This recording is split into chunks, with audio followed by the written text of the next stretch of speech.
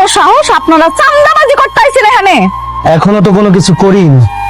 আজকের মধ্যে যদি পুরা বস্তি খালি না করস, তখন পুরা বস্তির মধ্যে আগুন জ্বালাইবি, তারপরে কি করবি? এটা কি মগের মূল্য নাকি? তোমরা যা কইবা তাই হইব? এটা সরকারি, এসব আস্তান মাস্তানে কোনো জায়গা নেই এখানে, কোনো টাকা পয়সা পাবি না তোরা।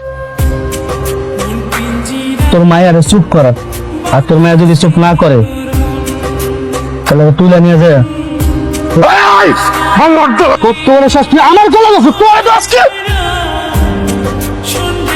বাবা মা, আপনারা ভিতরে যান। তোমারে কইছিলাম না চান্দাবাজের কথা?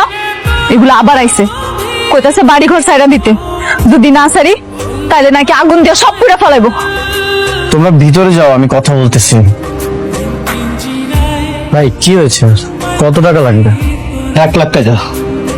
1 লক্ষ টাকা লাগবে? ঠিক আছে ভাই, আমি সব টাকা পরিশোধ করে দিব, আমাকে কিছুদিন সময় দিন। কতদিন? কোনো সময় দেওয়া হবে না, তুই আজকের মধ্যে টাকা দিবি। 2 দিন সময় দিন, আমি 2 দিনের মধ্যে 1 লক্ষ টাকা পরিশোধ করে দিব। কথাটা যেন মনে থাকে। আর তোর বুইড়া শ্বশুরে বলবি উত্তেজিত কম হইতে, কারণ বুইড়া মানুষ উত্তেজিত হলে স্ট্রোক করতে পারে।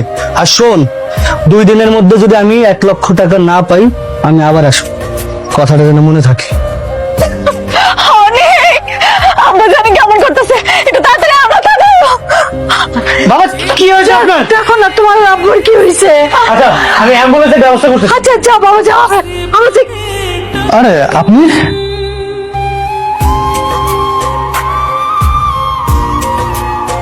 ও কোনো রাস্তার ফকিরনি না, ও আমার ওয়াইফ, উনি আমার শ্বশুর আব্বা।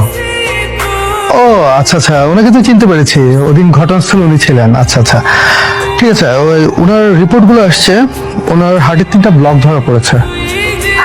3টা? হ্যাঁ, ইমিডিয়েটলি রিং পরাতে হবে। রিং পরাতে হবে? তার মানে তো অনেক টাকার বিষয়। আচ্ছা অন্য কিছু কি করা যায় না? না না না, অন্য কোনো উপায় নাই।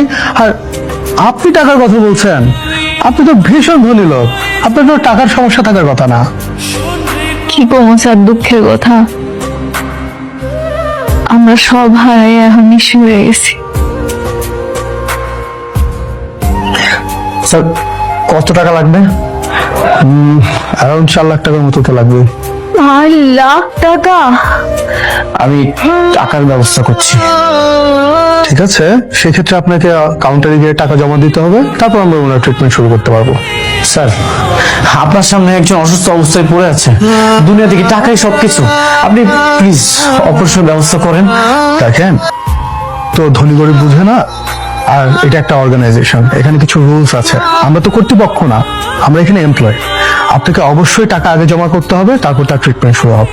আমাকে 2 দিন সময় দিন, আমি 2 দিনের মধ্যে টাকার ব্যবস্থা করে দিয়ে দিচ্ছি। মেঘলা তুমি একদম চিন্তা করো না, এখানে তো টাকা ছাড়া অপারেশন হবে না, যেভাবেই হোক টাকার ব্যবস্থা করতে হবে। এতগুলো টাকা তুমি কেমনে জোগাড় করবা? কত টাকা বললি? 4 লক্ষ টাকা? হ্যাঁ চাচা, আপনি তো আমার সব সম্পত্তি নিয়ে গেছেন। চাচা আমাকে মাত্র 4 লক্ষ টাকা দেন, না হলে মেঘলার বাবাকে বাঁচাতে পারবো না। চাচা এই হারামজাদা, আমি তোর চাচা, বাবার বয়সী একটা লোক, আমাকে আমার পরিবার সহ ঘাড় ধরে এই বাড়ি থেকে বের করে দিয়েছে, মনে নেই? শ্বশুরের চিকিৎসার জন্য টাকা লাগবে, তা আবার 4 লাখ টাকা। মনে রাখিস যে 4 টাকা পাবি না।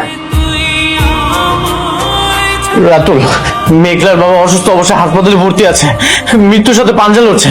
দেখ আমি তোকে রিকোয়েস্ট করছি, আমাকে মাত্র 4 লক্ষ টাকা দে, অপারেশন না হলে বাঁচাতে পারবো না ভাই, তুই আমার বন্ধু। তোর মতো একটা ছোট লোক কিভাবে আমার পাশে বসে? ওঠ, 4 লক্ষ টাকা কি মানুষকে এমনি এমনি দেয়? তুই জানিস না টাকা কত মূল্যবান? ভাই আমি তোর পায়ে ধরতেছি ভাই, তুই আমাকে মাত্র 4 লক্ষ টাকা দে, আমি সব টাকা পরিশোধ করে দেবো ভাই। তুই তো একটা ফকির, 4 লক্ষ টাকা এখন তুই কোথায় পাবে? 4 লক্ষ টাকা তুই এখন একসাথে সারা জীবনও দেখবি কিনা সেটাও সন্দেহ আছে। অনেক কথা হয়েছে, যাবেন, বেরো বেরো বাড়ি থেকে। চাচা রাস্তায় যে ফকিরগুলো দাঁড়িয়ে থাকে না, দরকার হলে ওদেরকে আমি টাকা দেবো, তোরে আমি টাকা দেবো না। তোর শ্বশুর মরে গেলে আমার কি? কি আমার? আমি হাত জোর করে রিকোয়েস্ট করতেছি, 4 লক্ষ টাকা যদি না দেন আমি মেঘলার বাবাকে বাঁচাতে পারবো না চাচা। চাচা আমি রিকোয়েস্ট করতেছি, রাতু রাতু প্লিজ আমাকে 4 লাখ। দেখ ভাই, এই সব সম্পত্তি তো আমারই, আমাকে মাত্র 4 লক্ষ টাকা দিয়ে দে, না হলে মেঘলার বাবাকে বাঁচাতে পারবো না ভাই। তোমরা এখানে দাঁড়িয়ে আছো কেন? বেতন কি মাথা ছাড়তে চলে? দেখ রাতু, আমাকে মাত্র 4 লক্ষ টাকা দিয়ে দে, না হলে মেঘলার বাবাকে বাঁচাতে পারবো না ভাই। হাসপাতাল অনেক অসুস্থ, রাতু মাত্র 4 লক্ষ টাকা দে ভাই।